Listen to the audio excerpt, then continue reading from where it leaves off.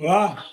ગુજરાત સરકારના હસમુખ કાકા chairman GPSC જોરદાર હસવું આવે એવું કામ કરે છે. અને આ તો કેવો ખેલ એટલે સાંભળજો, જે અમે કહેતા તે સાચું પડ્યું.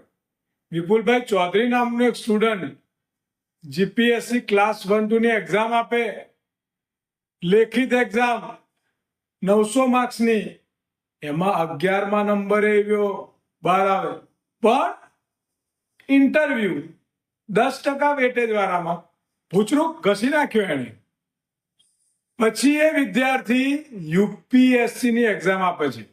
તો એમાં તમારે વધારે કહેવા નથી, તમે બધા હોશિયાર છો કે યુપીએસસી ની એક્ઝામ આપવી હોય તો કેટલી મહેનત કરવી પડે. આજે હું બોલું છું ને, મહેનત છે એ આટલી બોલવા મહેનત થાય ને, એનાથી 10 ગણી વધારે લખવા મહેનત થાય.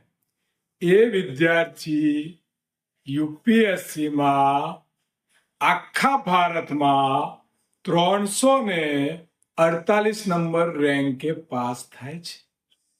એ બનશે આઈએસ આઈપીએસ બનશે. વિચાર કરો. પણ એને આ જીપીએસસીમાં જે 11મા નંબરે લેખિતમાં પાસ થયો હોય, એને 10% ઇન્ટરવ્યુમાં 20 માર્ક્સ આપીને ફેલ કર્યો, યુપીએસસીમાં ફર્સ્ટ ક્લાસ રીતે પાસ થઈ ગયો, સીધો વિધિ નાખ્યો એને.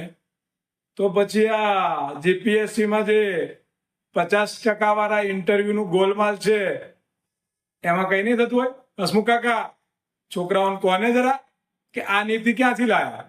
સાલી સમજ જ નથી પડતી કે આ ક્રોનોલોજી જે છે ને, યુપીએસસી, જીપીએસસી ક્લાસ 1-2 અને એમાં જે ઇન્ટરવ્યુ સિસ્ટમ છે ને, ક્રોનોલોજી અમિતભાઈ જોડેથી તો નહીં શીખ્યા ને. આપણા શાહ ક્રોનોલોજી શીખવાડે. વિચારા જેવી વાત છે. ગુજરાતના વિદ્યાર્થીઓ સાથે હળહળતો અન્યાય થઈ રહ્યો છે.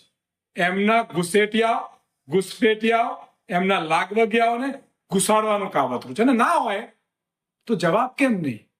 અને દાખલા ઘણા બધા છે. કહેશો તો કહીશું, સાંભળવા માંગશો તો સંભળાઈશું. પણ ગુજરાતની પ્રજા સાંભળી લો, હિન્દુ મુસ્લિમના ઝંડા તમારા છોકરાઓ પકડી અને બેરોજગાર ફરે છે. કોમ્પિટિટિવ એક્ઝામ આપવા જાય તો એમના લાગતા વળગતા હિન્દુઓને નોકરી અને તમારા હિન્દુ છોકરાઓને કટોરો. ખબર પડે છે ને? જાગી જાઓ. અને ન્યાયની બાબત છે. હસમુખ કાકા,